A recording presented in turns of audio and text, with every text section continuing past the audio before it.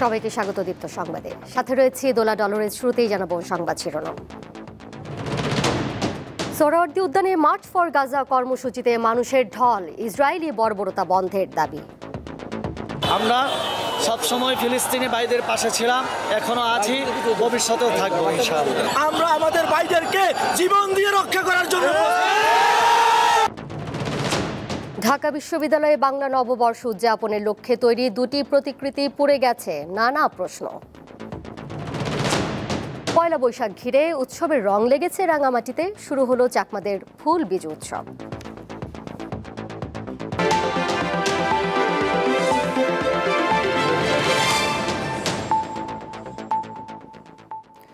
ফিলিস্তিনের গাজায় ইসরায়েলি বর্বরতা ও গণহত্যার প্রতিবাদে আজ ঢাকায় মার্চ ফর গাজা কর্মসূচি পালিত হয়েছে। রাজধানীর সোহরাওয়ার্দী উদ্যানে এই কর্মসূচির আয়োজন করা হয়। প্যালেস্টাইন সলিডারিটি মুভমেন্ট বাংলাদেশ এর ব্যানারে এই আয়োজন করা হয়। বিএনপি, জামায়াতে ইসলামী, জাতীয় নাগরিক পার্টি, এনসিপি, হেফাজতে ইসলাম সহ বিভিন্ন রাজনৈতিক দলের নেতা, বিভিন্ন সংগঠন ও শ্রেণী পেশার মানুষ এই কর্মসূচিতে একাত্মতা প্রকাশ করেন। মার্চ ফর গাজা কর্মসূচিতে অংশ নিতে ঢাকার বিভিন্ন এলাকা থেকে বিপুল মানুষ সোহরাওয়ার্দী উদ্যানে জড়ো হন। তারা ফিলিস্তিনের নির্যাতিত জনগণের পক্ষে নানা স্লোগান দেন এবং গাজায় ইসরায়েলি বর্বরতা ও গণহত্যার বিরুদ্ধে বিক্ষোভ করেন।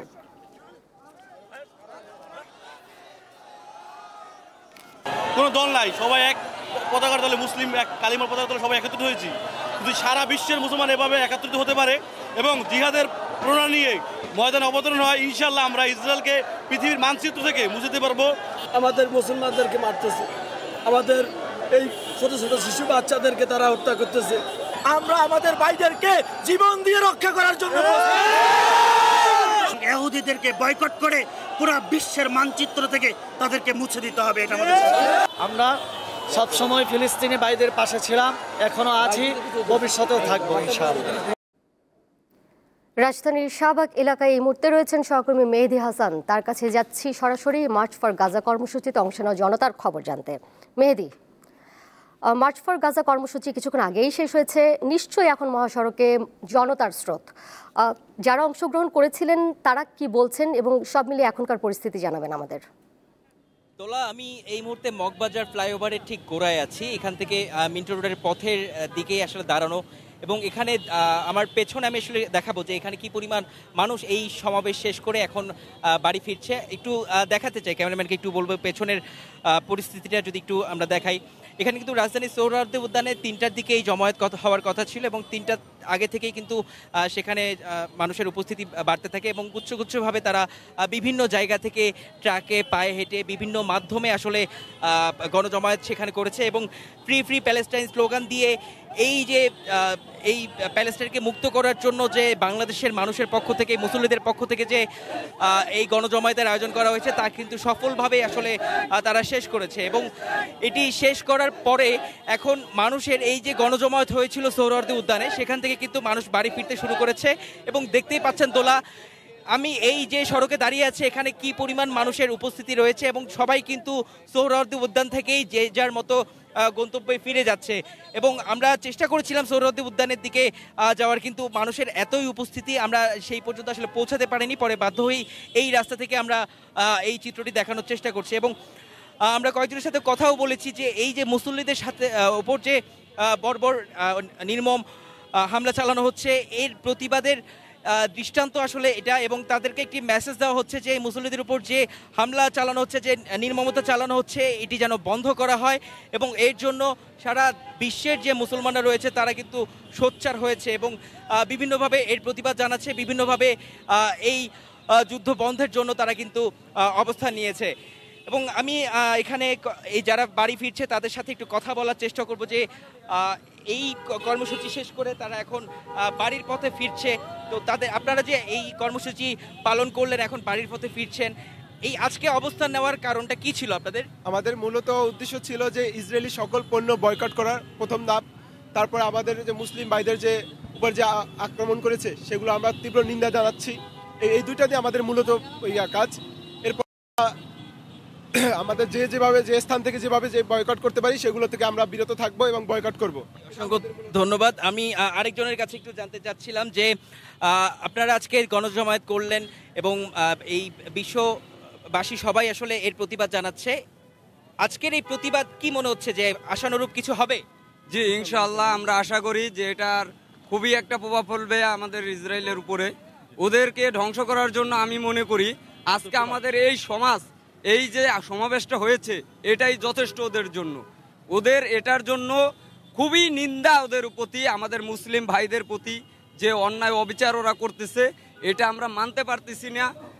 এর জন্য আমরা যত রকম যা করা লাগে ইনশাআল্লাহ আমাদের তরফ থেকে করতে হবে, আমরা করব। আমরা সবাই যার যার স্থান থেকে এগিয়ে আসবো ইনশাআল্লাহ। শুধু ওদের না, ইন্ডিয়ার প্রোডাক্ট, আমেরিকার প্রোডাক্ট, সব প্রোডাক্ট বয়কট করতে হবে।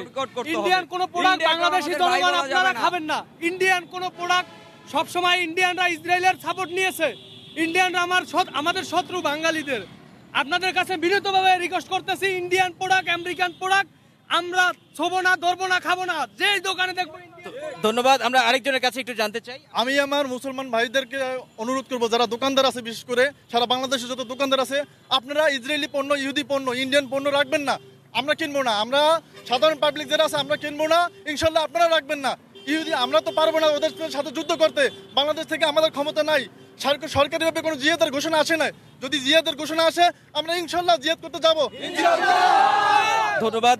দর্শক শুনছিলেন যে বিভিন্নভাবে আসলে প্রতিবাদ এখানে জানানোর জন্য তারা এই গণজমায়েত করেছিল এবং গণজমায়েত শেষ করে বাড়ির পথে ফিরছেন এবং বেশিরভাগ মানুষই কিন্তু ইসরায়েলি পণ্য বয়কট সহ এই যে বর্বরতা, এটি বন্ধের জন্য কিন্তু তারা আজকের এই গণজমায়েতে অংশ নিয়েছেন এবং যে যার জায়গা থেকে নিজের উদ্যোগে কিন্তু এখানে অবস্থান নিয়েছে। এটি কারো কোনো সংগঠনের ব্যক্তিগত বা কারো নির্দিষ্ট কোনো উদ্যোগ নয়, এটি নিজ নিজ উদ্যোগে কিন্তু বেশিরভাগ মানুষ এই আজকের সোহরাওয়ার্দী উদ্যানে অবস্থান নিয়েছিল এবং আমরা পুরো ঢাকা শহর জুড়েই কিন্তু বিভিন্ন জায়গায় এভাবে প্রতিবাদ গড়ে তুলতে দেখেছি এবং বিভিন্ন জায়গায় স্লোগান দিচ্ছে ফ্রি ফ্রি ফ্রি প্যালেস্টাইন এবং এই যে ইসরায়েলি পণ্য এগুলো বন্ধ করে যেন তাদের এই যুদ্ধ বিরতি বা যুদ্ধ সমাপ্তি ঘটানো যায়।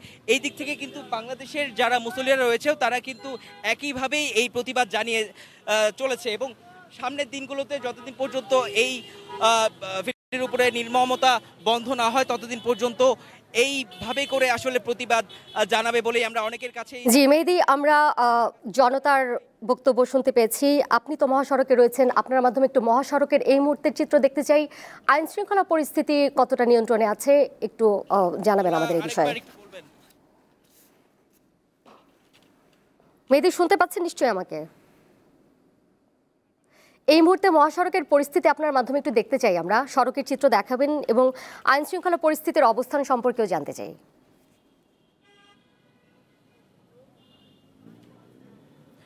আইন শৃঙ্খলা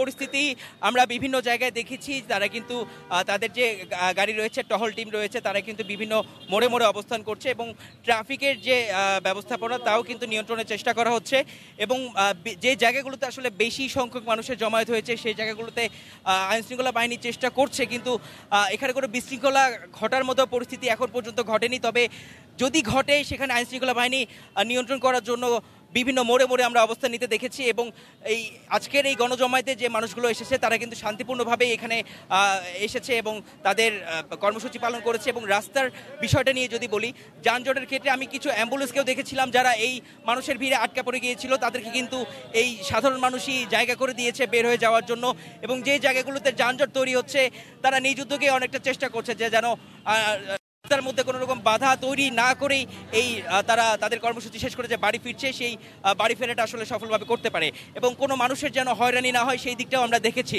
দোলা, আমাদের সাথে সরাসরি যুক্ত ছিলেন সহকর্মী মেহেদী হাসান। ইসরায়েলি অবরোধে প্রয়োজনীয় চিকিৎসা সরঞ্জামের অভাবে বিপর্যস্ত গাজার স্বাস্থ্য সেবা। বৈশ্বিক সংগঠন ডক্টরস উইদাউট বর্ডার্স জানায় ওষুধ ও জরুরি সহায়তা বন্ধ থাকায় আহতদের চিকিৎসা দেওয়া সম্ভব হচ্ছে না। এছাড়া ইসরায়েল বিদ্যুৎ সংযোগ বন্ধ রাখায় বিভিন্ন হাসপাতালে ব্যাহত হচ্ছে চিকিৎসা কার্যক্রম। এই অবস্থায় গাজা জুড়ে দেখা দিয়েছে পোলিও সহ নানা রোগের প্রাদুর্ভাব। এদিকে গাজায় শুক্রবার ভোর থেকে চালানো ইসরায়েলি হামলায় অন্তত 20 ফিলিস্তিনি নিহত হয়েছেন।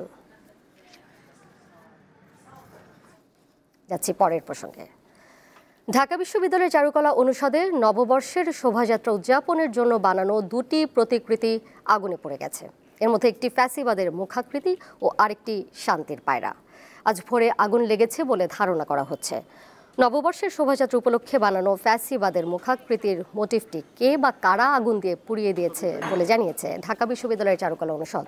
এজন্য তারা দুঃখ প্রকাশ করেছে। সকালে চারুকলা অনুষদ এক বিজ্ঞপ্তিতে জানিয়েছে, এই ঘটনায় শাহবাগ থানায় একটি সাধারণ ডায়েরি করা হয়েছে।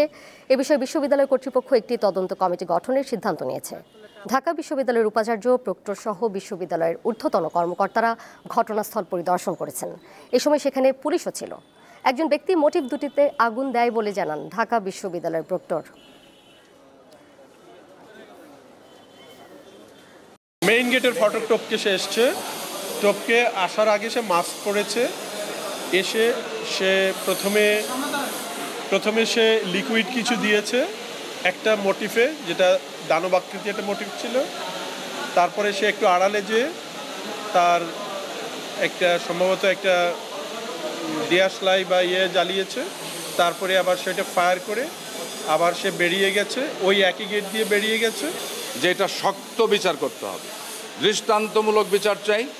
হ্যাঁ, মানে এর কোনো দ্বিতীয় কোনো কথা নেই। এই দুষ্কৃতিকারীকে আইনের আওতায় এনে এটা একটা বিচার কার্যের সামনে কাঠগড়ে হাজির করতে হবে। এবার কেওয়েস্টেল চট্টগ্রাম সংবাদ।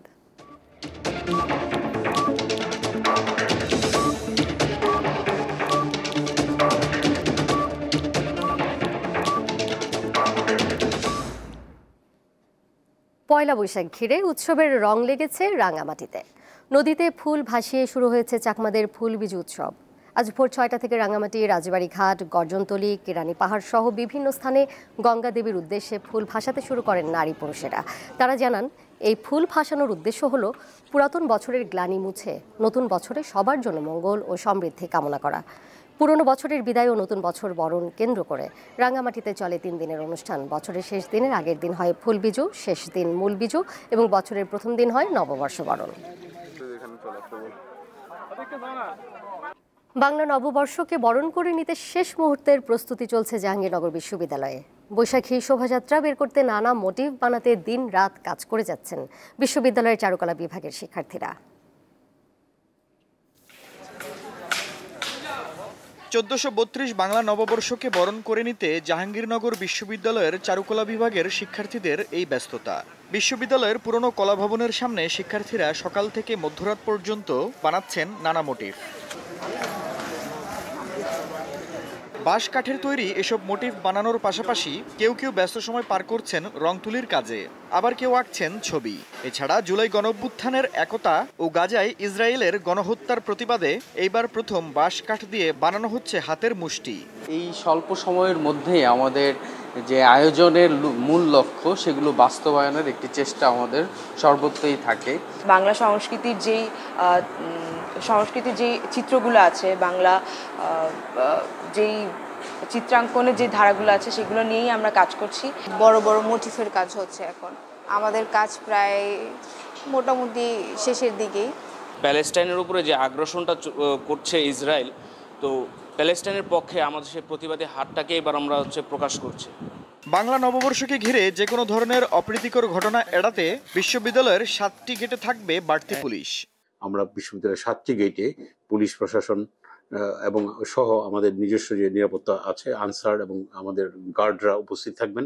বহিরাগত প্রবেশ নিষিদ্ধ করা হয়েছে এবং একই সাথে আমরা বিশ্ববিদ্যালয়ে কোনো মোটর যান চলাচল নিষিদ্ধ থাকবে ওই দিন। এছাড়া বিশ্ববিদ্যালয়ের অভ্যন্তরে কাঁধে ব্যাগ নিয়ে ঘোরাঘুরি নিষিদ্ধ সহ ক্যাম্পাসে বহিরাগতদের প্রবেশ বন্ধ থাকবে। দীপ্ত বার্তা কক্ষ। পাকিস্তান সুপার লিগে মাঠে নামার আগেই শেষ হয়ে গেছে লিটন দাসের যাত্রা। অনুশীলনের সময় আঙ্গুলের চোটের কারণে দেশে ফিরে আসছেন তিনি। অফিসিয়াল ফেসবুক পেজের মাধ্যমে বিষয়টি নিজেই নিশ্চিত করেছেন লিটন। আঙ্গুলে চির ধরা পড়ায় 2 সপ্তাহ তাকে মাঠের বাইরে থাকতে হবে। পিএসএল-এর 10ম আসরের নিলাম থেকে লিটনকে দলে নেয় করাচি কিংস। পুরো আসরের জন্যই বিসিবির কাছ থেকে অনাপত্তি পত্র পেয়েছিলেন তিনি। এর আগে আইপিএল, এলপিএলে খেললেও কখনো পিএসএল-এ মাঠে নামা হয়নি তার বদলে অস্ট্রেলিয়ান বেন ম্যাকডারমটকে দলে নিয়েছে করাচি কিংস।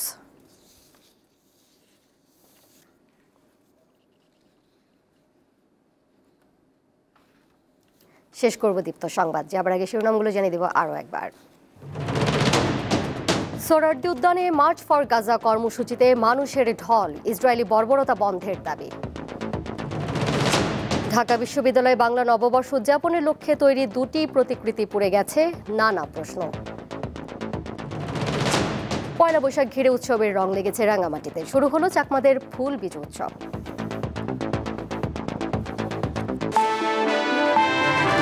এই ছিল এখনকার মতো। পরের সংবাদ দেখবেন সন্ধ্যা 6:40। এছাড়াও আরও তথ্য এবং বিনোদনের নানা খবর জানতে যুক্ত থাকুন দীপ্ত ডিজিটাল প্ল্যাটফর্মে। ধন্যবাদ সবাইকে এতক্ষণ সাথে থাকার জন্য।